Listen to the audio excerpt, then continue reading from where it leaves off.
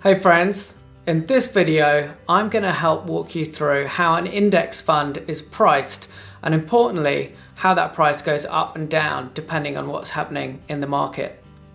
Now if you're new to the channel, my name is Charlie and I'm an investor based here in the UK, and on the Koala School channel we're helping young and first-time investors to start their investing journey safely and successfully. Now here at Koala School we're big believers in index funds as a really easy and safe way of starting your investing journey. But it can be a little bit complicated to understand how what is happening with an individual company affects what your investments are doing within your index fund.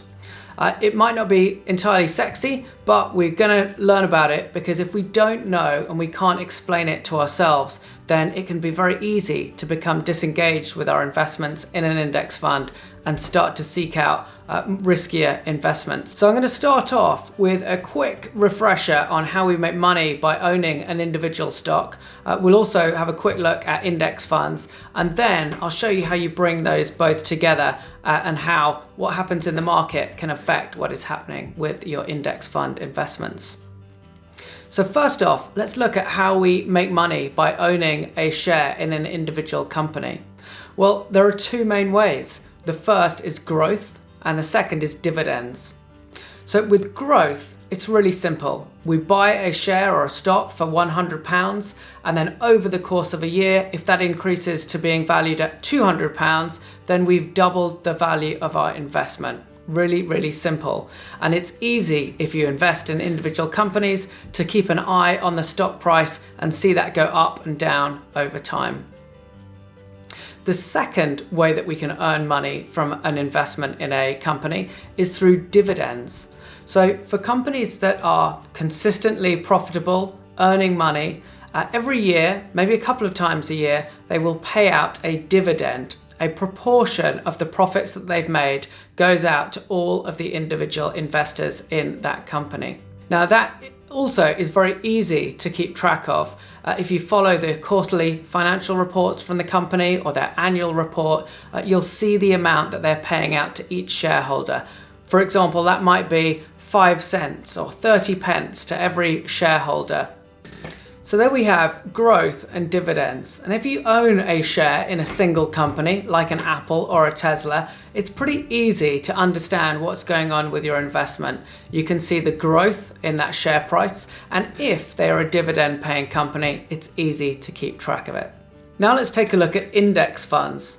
Now as a reminder, an index fund is a really easy way to invest in a large number of companies all in one go. Effectively, they act as a basket of stocks that you can invest in, and they often track individual indexes. An index like the S&P 500, which is 500 of some of the most valuable companies in the United States, or the FTSE 100, the top 100 organizations here in the UK. Now, often these indexes are weighted against the capitalization or the value of the companies that are involved in that index. So for example, if you were to invest £1,000 in an S&P 500 index, around 60 of your pounds would be invested in Apple, around £54 would be invested in Microsoft, and around 40 of those pounds would be invested in Amazon, and so on all the way down through 500 companies. It's a really easy way for you to spread your investment across a large number of companies. But here comes the tricky part. How do we link the growth and dividend earnings that we saw from an individual stock into what's happening when we invest in an index fund that is spread across so many different companies? Well, let's look at how an index fund is priced. And in this example, I'm going to talk about an index fund to incorporate both a traditional index fund or a mutual fund that you might invest in, but also an exchange traded fund or ETF. There are some differences, and I'll come on to that in a moment, but essentially any kind of index fund that you're investing in is going to follow the same model. When you invest your hard-earned cash into an index fund, the fund takes that money and then invests it in the underlying companies in the proportions that we just talked about a minute ago. Then every day, the fund will take a calculation of the value of all of the investments that they've got in all of the stocks that are in that index. They'll then add into that the value of any cash that has been invested recently into the fund that is yet to be deployed to be invested, or any cash that they're keeping on hand to pay out anyone that is leaving that fund. And then they'll subtract any liabilities that that fund has. Now, this might be some expenses that they have for running the fund, for example. So taking those three together, the sum of the value of all of the investments plus any cash that they have on hand minus any liabilities, this is what's called the net asset value of the fund. This is what is the value of that entire fund. What we can then do is divide that net asset value by the number of shares or units that are held in that fund. And what that is going to give is the net asset value per share or per unit. You'll often see this as either NAV or NAV per share or per unit. And this ultimately is the price that you will pay, just in the same way as if you were buying an individual share. $70, £50, this is the price per unit that you will pay. So how does this net asset value per share grow or decline over time? Well, let's take a look. It's very similar to the way that an individual share grows over time. First off, let's take a look at growth.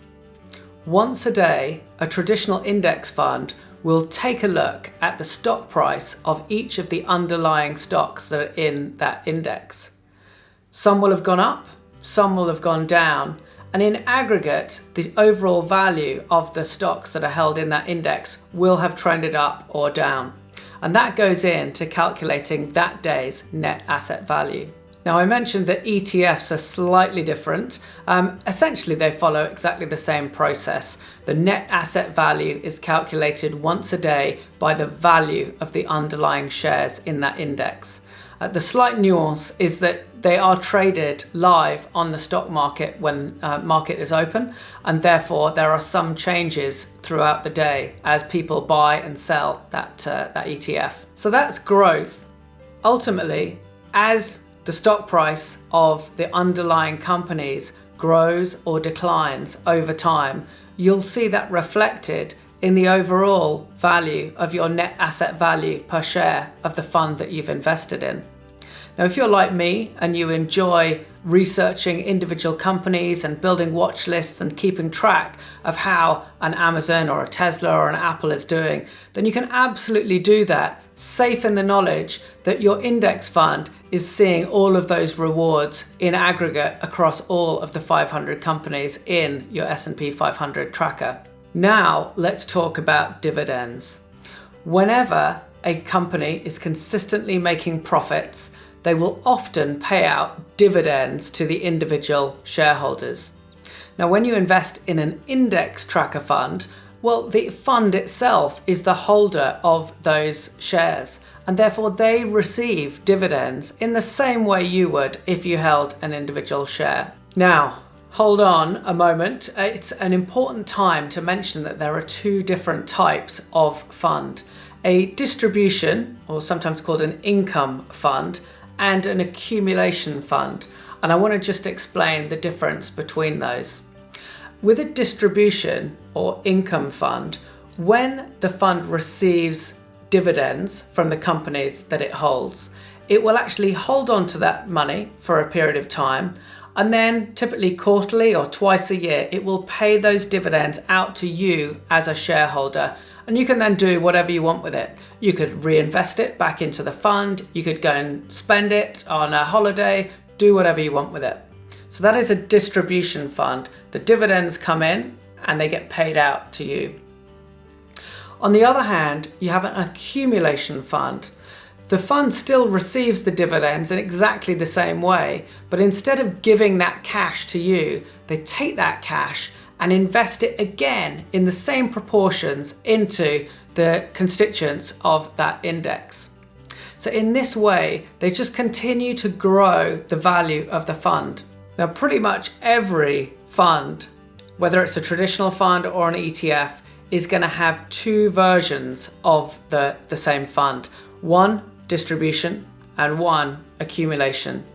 Let's take a quick look at some examples here. So on my screen, you can see VUSA from Vanguard, which is their ETF targeted at the S&P 500. And this is a distribution fund. So you can see down here that it mentions distribution, and we can see a typical yield, and this is going to get paid out to you quarterly. Now, if I flip over on my screen and look at this fund, VUAG, it's essentially exactly the same. It's Vanguard, it's focused at the S&P 500, it's tracking exactly the same constituents with exactly the same fees, but it is an accumulation fund. So instead of paying out dividends, it is just going to reinvest, and you'll see the value of that share go up and up as the funds come in. If we go back to our formula, what we're seeing with an accumulation fund is that the cash comes in from the dividends, and then we move it across to the value of the stocks in the fund, and that increases the net asset value and the net asset value per share, and you see the value of your investment go up. Now, in other videos, I talk about whether a distribution or income fund or an accumulation fund is going to be most appropriate for yourself. But typically, for a young investor like yourself, an accumulation fund is going to meet your goals best, because you're interested in growing the value of your investments, and that is going to support your needs. So to summarize for dividends, you earn dividends in an index fund in exactly the same way as you would if you invested in the individual stocks.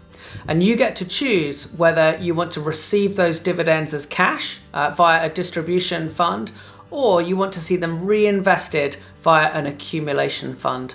Okay, so I hope that this video has not hurt your head too much with the maths that we've gone through.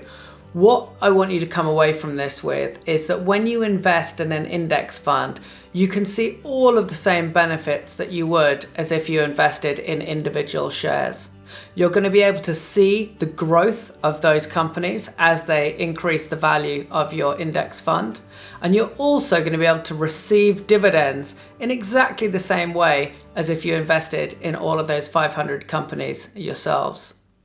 Now, if you're like me, you're going to love getting into the details of the companies, whether that is tracking Amazon's quarterly earnings or whether finding out how the stock price is tracking over at Tesla. But with an index fund, you get to experience all of that, but with none of the hassle and risk of having to pick individual stocks yourselves. I hope this has been useful. If so, please share with your friends, click to subscribe to the channel, because we've got a whole load of new content coming each week as we help you to successfully and safely embark on your investing journey. Thanks, and I'll see you there.